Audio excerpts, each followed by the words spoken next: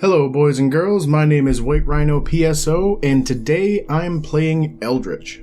Now, I'm generally pretty bad at trying to categorize games into what genres they fit into, but I'm going to do my best. Eldritch is a first-person roguelike survival horror stealth action platformer. The setting itself is heavily based on the Cthulhu Mythos made by H.P. Lovecraft, and it has a visual style that very closely resembles Minecraft, but that is pretty much where the similarities between it and Minecraft end, because there are very few instances where you can either place or destroy blocks in the game world. The rest of it I'm going to try and explain as I play, so I'm just going to jump right in. Now, you start off, every time you die or when you start a new game, you start off in the library, which is sort of a hub world. I don't know exactly what this is. I think it might be just like the game's credits, but I'm not entirely sure. Over here are leaderboards where you can pit your score again in a certain challenge area against other people. And even though this is a single player only game, it still gives you this mirror that lets you change the look of your character, which honestly, I think the only thing it really changes is the look of your arms on either side. And if you choose to play as a male character or female character, it just changes the sound that the game makes when you take damage. Over here is a small area that basically just teaches you the different options for movement, like walking around, sprinting around. In this game, anytime you can reach like the top section of a like an edge, you can actually mantle up on top of it. There's also crouching, which puts you into stealth, which is why there's that little shadow around the edge of the screen. And there's also a leaning mechanic, so you can lean around a corner and beat holy hell out of things, and they won't see you if you're leaning around a corner. There's also some artifacts, which these extraterrestrial stone carvings are your main resource in this world. You can purchase goods with them or spend them to activate special powers and tools.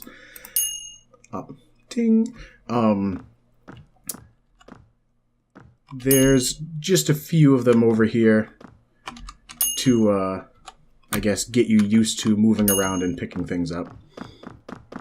Oh, I almost forgot something I didn't actually know until when I sat down to record this game. If you sprint and then drop into a crouch, you get this sweet, like, stage slide on your knees. Over here is a bank chest. You can deposit your artifacts in bank chests for safekeeping. Artifacts you deposit here can be withdrawn later at this or any other chest, because you do sometimes find bank chests down in the different levels. When you die, your possessions will be lost, but the artifacts stored in the bank will remain.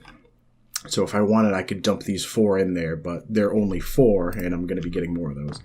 Over here, there's the 3 main levels of the game. You have to unlock them sequentially. There's the Book of Dagon. I believe this is the Book of... I'm probably going to pronounce this incorrectly. Nyarlathotep.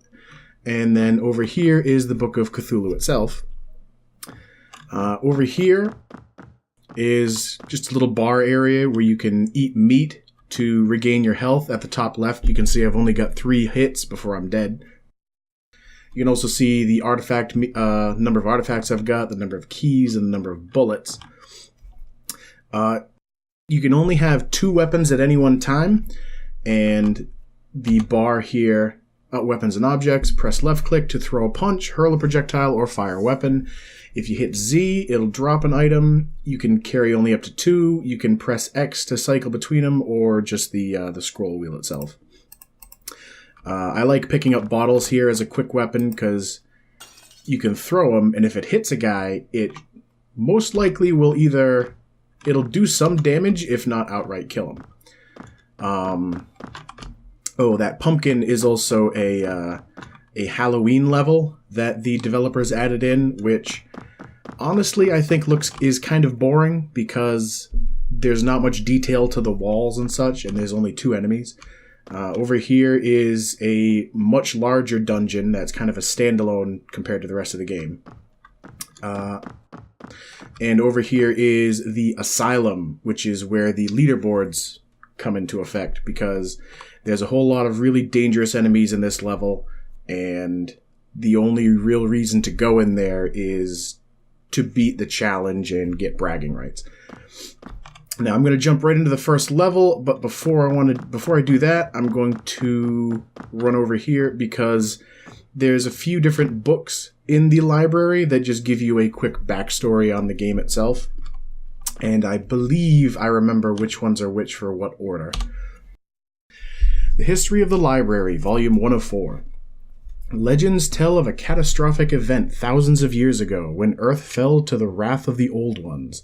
The few survivors discovered an ancient rite which they used to seal the dreadful beings in a labyrinthine prison.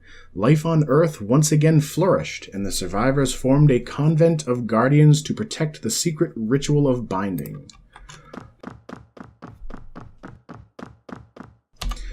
The History of the Library, Volume 204. Thousands of years passed, and the Old Ones slumbered in their prison. In the late 19th century, archaeologists in Arabia unearthed a site where the binding ritual had been invoked. The disturbance rippled through the fabric of the cosmos and awoke the ancient beings. Forgotten horrors spilled forth, and Earth was once again in peril. The History of the Library, Volume 304. In the early 20th century, when the Old Ones threatened Earth for the second time, the Guardians reconvened in New England to perform the ritual of binding once again. A modest library was chosen to host the rite, and the Guardians elected one among them. A modest library was chosen to hold the rite, and the Guardians elected one among them, the Librarian, to remain at the prison and protect it from further disturbances. Oddly enough, I live in New England, and I've only ever read one of the books that H.P. Lovecraft wrote, the Call of Cthulhu itself, and pretty much only because I got it free on my phone as an e-reader book.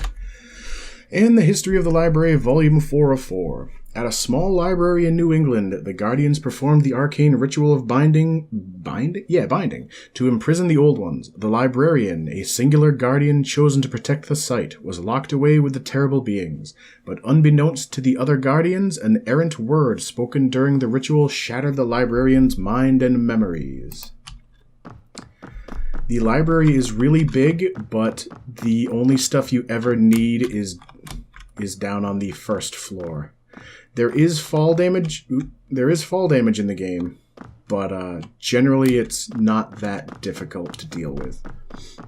And then finally, Explorer's Journal, page 2. This library seems to go on forever. I am no longer certain that there is a way out. It feels as if I am somehow reliving the same experiences, day after day, endlessly. If I am to find an exit from this madness, I believe it will be through these obscene glowing books. There is unimaginable power in these pages, and unspeakable horror.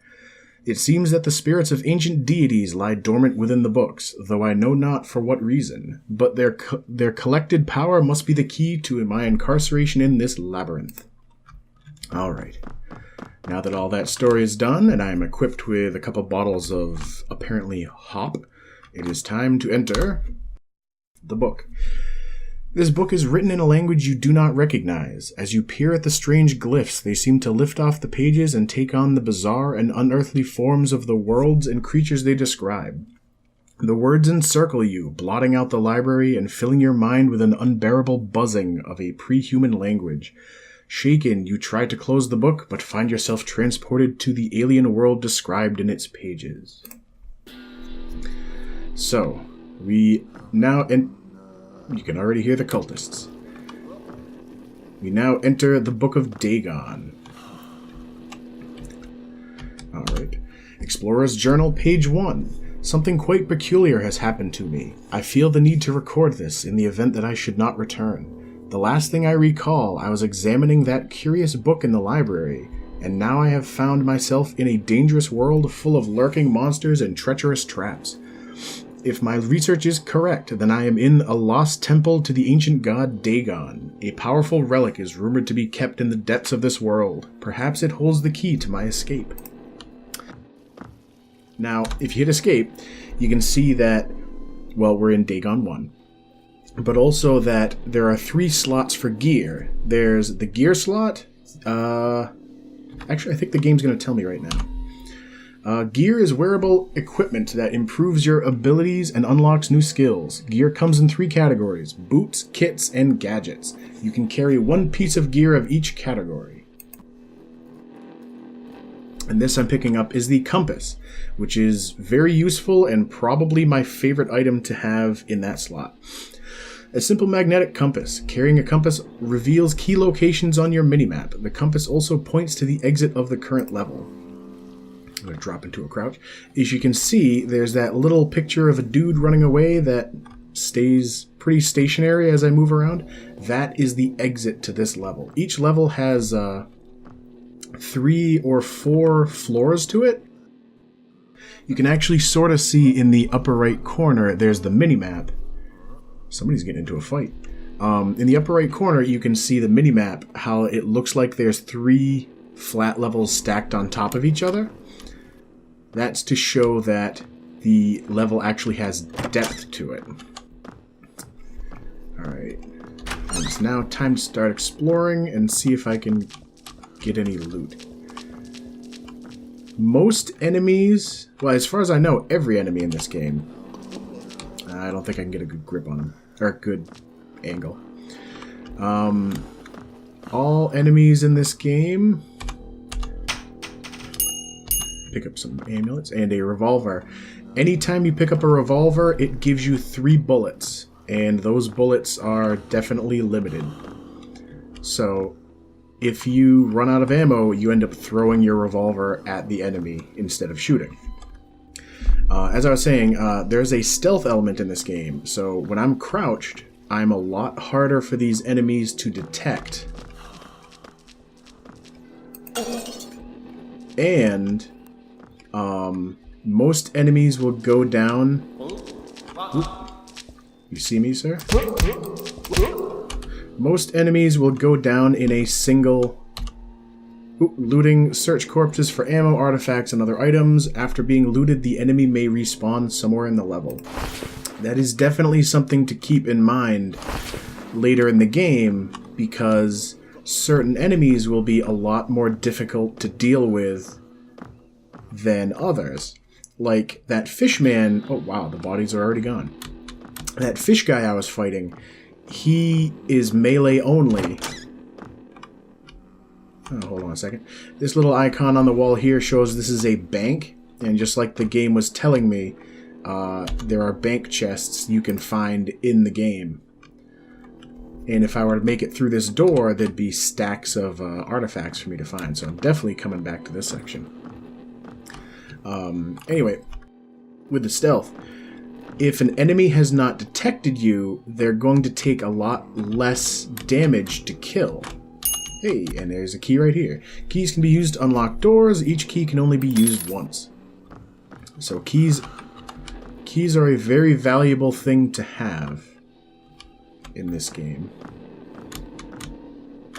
Another gun and a rock. I generally like rocks until I can get a dagger. Or a knife, whatever you call it. And that's because it works like a bottle, except it doesn't break when you hit a guy with it. Now see? I'm up to 24 artifacts already, and there's actually even more to be found. So if I find another couple keys, I am coming back here to get them. Alright, down the ladder. I can hear somebody walking around, but I don't know where they are. Each different section has their own enemies to deal with.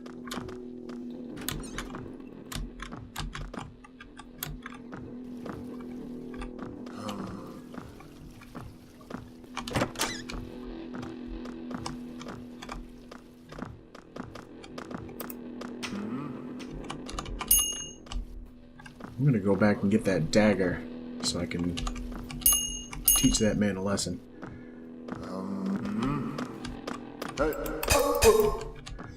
The cultists are not super dangerous, but if you give them enough time, they will start throwing fireballs at you, which is definitely bad news bears. I feel like I was mentioning something before I got distracted. More artifacts to get.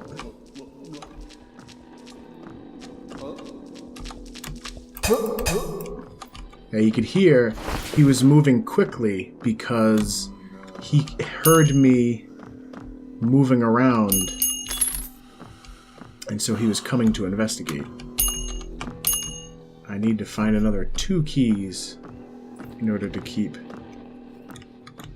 looting that bank.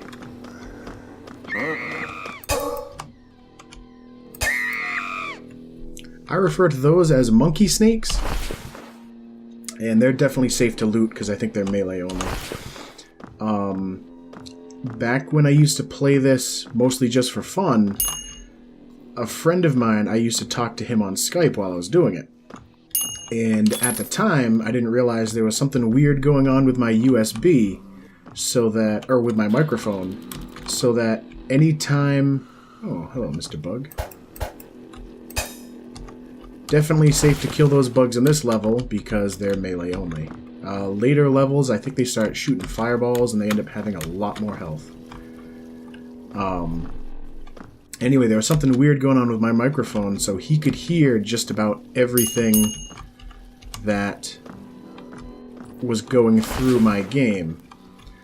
And those snakes were very loud in his head. Fountains are always useful, because when you drink them, you get... Oh, quaffing from a fountain will restore some of your health and extend your maximum health, and they dry up after being used once. So now I've got a maximum of 4 health, instead of just 3. There are some enemies, though, that... back of the head, execution style. There are some enemies that will make sounds that kind of resemble a fountain, though, which is unpleasant.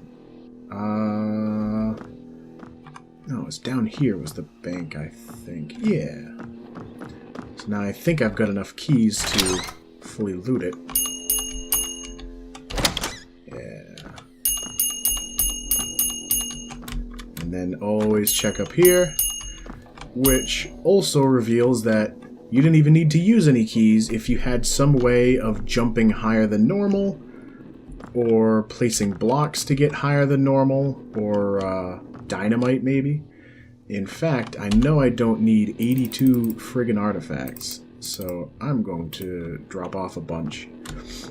Because when you die in this game, you lose all your progress.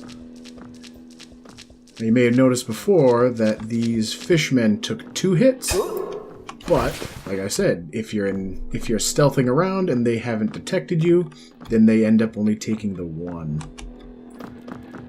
For the most part, it's not always a single hit kill. It's more, they just take less hits than normal. Alright, now I'm a little lost.